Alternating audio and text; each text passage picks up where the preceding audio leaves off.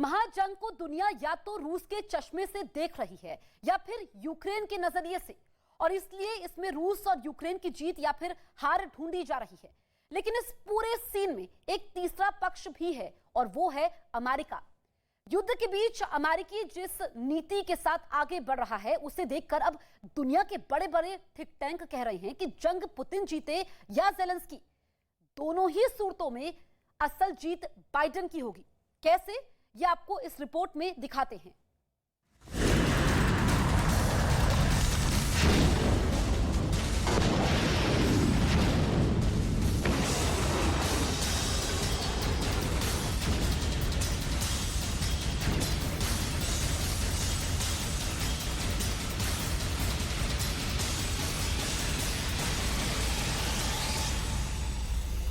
चौबीस फरवरी को युद्ध शुरू हुआ और एक एक दिन करके पूरा फरवरी महीना निकल गया।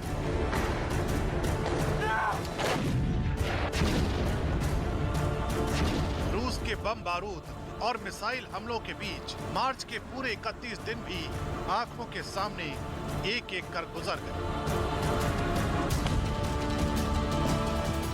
दुनिया इंतजार करती रही कि युद्ध अब थमेगा कि तब थमेगा, और इसी इंतजार में अप्रैल का महीना भी खत्म होने वाला है।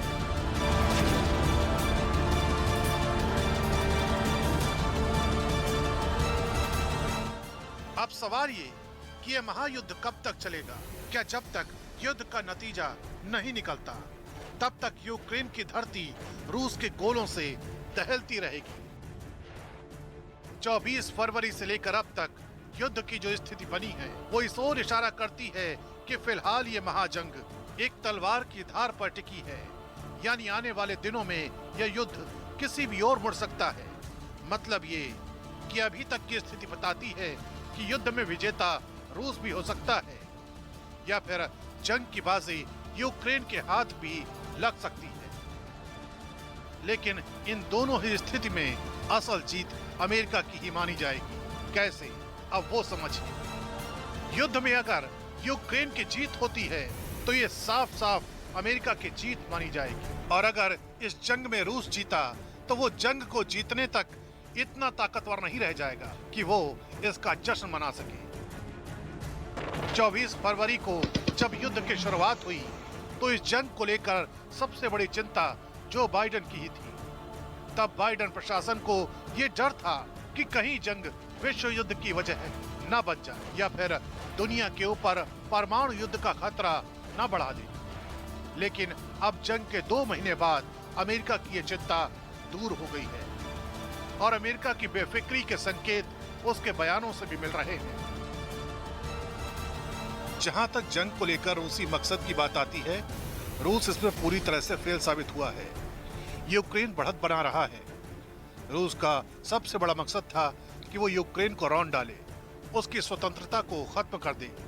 इस मकसद में रूस नाकाम हो। जंग में रूस जीते या फिर यूक्रेन, दोनों ही स्थिति में अमेरिका की बल्ले बल्ले होगी, क्योंकि कड़े आर्थिक प्रतिबंधों के बावजूद अगर पुतिन ये जंग जीत भी जाते हैं तो वो काफी कुछ खो देंगे। जंग के बाद न तो उनका पहले जैसा प्रभुत्व होगा और न ही रूस की पहले जैसी स्थिति, और रूस की हालत चीन के लिए भी एक बड़ा संदेश देगी। वो चीन जो बार बार अमेरिका को आंखें दिखाता है। हम रूस को उस हद तक कमजोर देखना चाहते हैं ताकि वो वैसी चीजें ना दोहरा पाए जैसे उसने यूक्रेन पर हमले से पहले किया था। रूस की स्थिति को लेकर अमेरिका का आकलन यूक्रेन की जमीन पर कैसे नजर आ रहा है, अब उसे समझिए। मार्च की शुरुआत में जहां रूसी सेना का कब्जा उत्तरी यूक्रेन से लेकर दक्षिण यूक्रेन के शहरों तक था, वो 21 अप्रैल तक आते आते सिर्फ और सिर्फ दक्षिण तक ही सिमट कर रह गया। यानी अप्रैल का आखिर आते आते पुतिन की सेना सिर्फ दक्षिण यूक्रेन में आकर ठहर गई। इसकी बड़ी वजह यह थी कि उत्तर के शहरों पर कब्जे के बावजूद रूस का असल मकसद पूरा नहीं हुआ।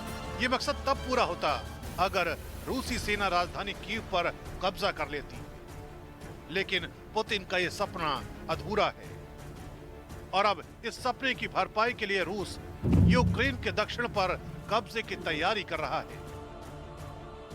रूसी सेना के एक जनरल कह चुके हैं कि अब उनका मकसद दक्षिण यूक्रेन पर पूर्ण नियंत्रण का है, ताकि डोनबास इलाके से क्राइमिया को जमीन के रास्ते एक कॉरिडोर से जोड़ा जा सके और बाद में इस कॉरिडोर को मोल्डोवा के ट्रांसनिस्ट्रिया तक पहुंचाया जाए, जहां रूस की सरपरस्ती में विद्रोहियों का कब्जा है।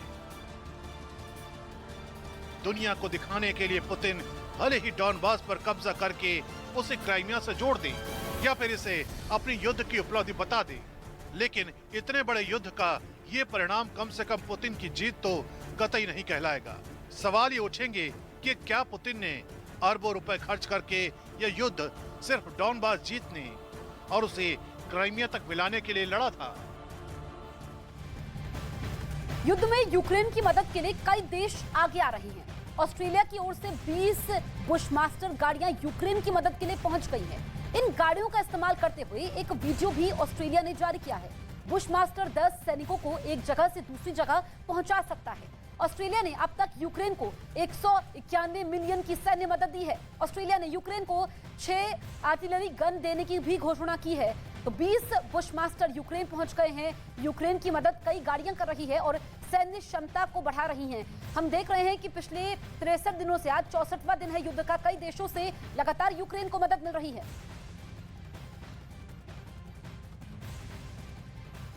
यूक्रेन को लगातार हथियारों की मदद मिल रही है। अमेरिका ने 90 हॉवित्जर तोप भेजे हैं। इसके अलावा यूक्रेन के सैनिकों को हॉवित्जर चलाने की ट्रेनिंग भी अमेरिका दे रहा है। लगातार मदद मिल रही है यूक्रेन को और हॉवित्जर तोपें अब अमेरिका ने भेजी है, जिसमें किस तरीके से इन तोपों का इस्तेमाल होता है, ये ट्रेनिंग अमेरिका की तरफ से यूक्रेन को सैनिकों को मिल रही है। अमेरिका ने 90 हॉवित्जर तोप भेजी हैं। इसके अलावा यूक्रेन के सैनिकों को हॉवित्जर चलाने की ट्रेनिंग भी अमेरिका दे रहा है। तो ये तस्वीरें आप देखिए और ताकत और बढ़ जाती है ज़ेलेंस्की की सेना की। अगर इतने दिनों तक यूक्रेन के सैनिक इस युद्ध में डटे हुए हैं तो वो दूसरे देशों की मदद की वजह से।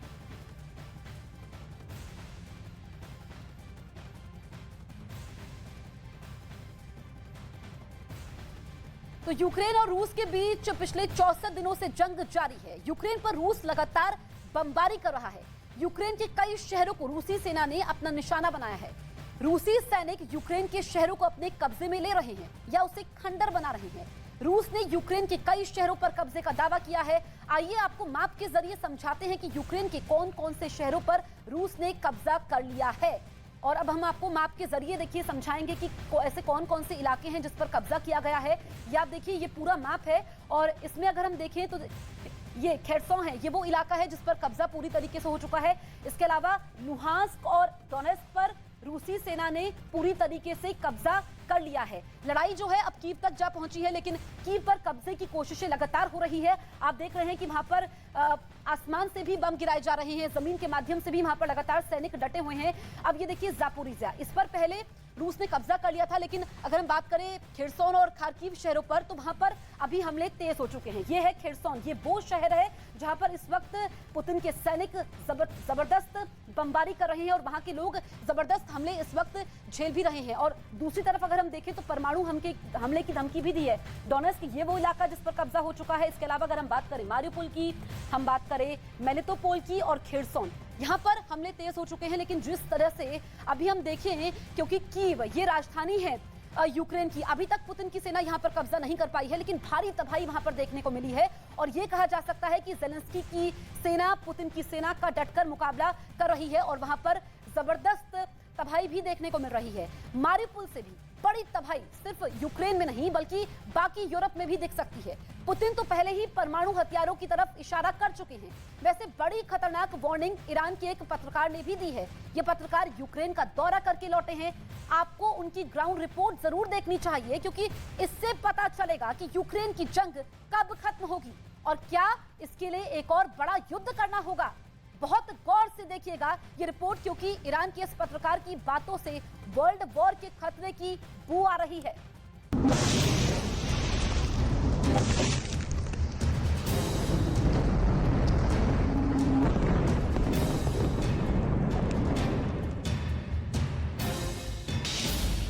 कैसे होगा रूस यूक्रेन युद्ध का अंत? 20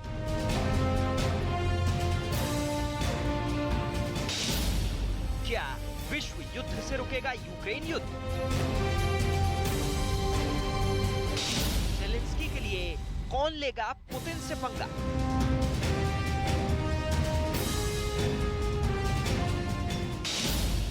क्या पश्चिमी देश एक साथ रूस से लड़ेंगे?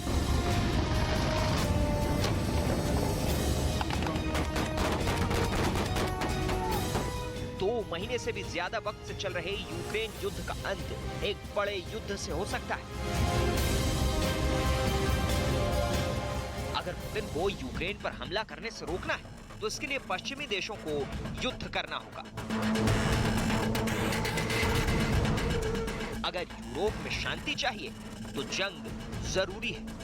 ये डरावनी चेतावनी लंदन में रहने वाले एक बड़े युद्ध विशेषज्ञ ने दी है। ये एक ऐसे शख्स की रिपोर्ट है जो यूक्रेन पहुंचकर हालात का जायजा लेने के बाद इस नतीजे पर पहुंचे हैं। ब्रिटेन के मशहूर न्यूज़पेपर एक्सप्रेस में उस युद्ध विशेषज्ञ का पूरा इंटरव्यू छपा है, जिसका लब्बो-लुआब ये है कि अगर आप शांति चाहते हैं तो युद्ध की तैयारी करें। यूक्रेन में चल रहे युद्ध को खत्म करने के लिए इस महायुद्ध में अब दुनिया को शामिल होना चाहिए। ऐसे में बड़ा सवाल है कि क्या युद्ध रोकने के लिए अमेरिका रूस से टकराएगा? क्या ब्रिटेन यूक्रेन युद्ध के दी एंड के लिए रूस से लड़ेगा? क्या पोलैंड रूस के खिलाफ रणभूमि में उतरेगा? या फिर यूक्रेन के पड़ोसी नेटो देश रूस से भिड़ेंगे?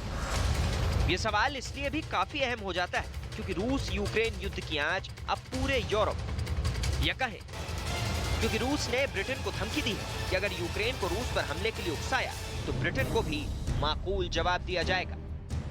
यूक्रेन की सेना ने पलटवार करते हुए रूसी सरहद पर हमले शुरू कर दिए हैं। ब्रिटेन के मंत्री जेम्स हेप्पी ने यूक्रेन की इस कार्रवाई का समर्थन किया है।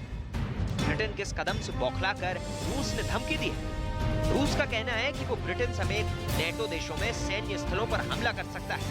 ब्रिटेन के मशहूर अखबार डेली मेल की इस हेडलाइन को देखिए। इसमें साफ साफ कहा गया है कि रूस ने चेतावनी दी है कि वो यूक्रेन के समर्थन पर ब्रिटेन जैसे देशों में नेटो साइटों पर हमला कर सकता है। सिर्फ यही नहीं, रूस ब्रिटेन के राजनयिकों को बम से निशाना भी बना सकता है।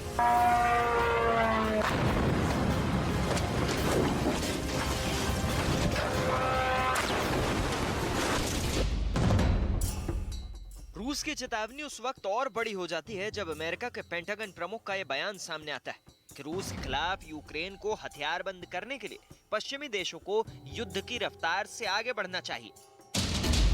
अमेरिकी रक्षा सचिव लॉयड ऑस्टिन का कहना है कि हमारे पास बर्बाद करने के लिए कोई समय नहीं, हमें युद्ध की गति से आगे बढ़ना है। मुझे पता है कि सभी नेता आज पहले से कहीं अधिक संकल्प के साथ यूक्रेन में रूस के आक्रमण और अत्याचारों के खिलाफ लड़ाई में उसका समर्थन करने के लिए निकल पड़े हैं। अमेरिका, ब्रिटेन, पोलैंड समेत तमाम नेटो देश यूक्रेन को हथियारों की सप्लाई पहले से ही कर रहे थे। अब जर्मनी भी इसके लिए तैयार हो गया है। जर्मनी ने पहले यूक्रेन को हथियार देने से इनकार कर दिया था, लेकिन अब यूक्रेन को 50 गेपर्ड टैंक सप्लाई करने के लिए तैयार हो गया है, जो एंटी एयरक्राफ्ट सिस्टम के तौर पर काम करता है।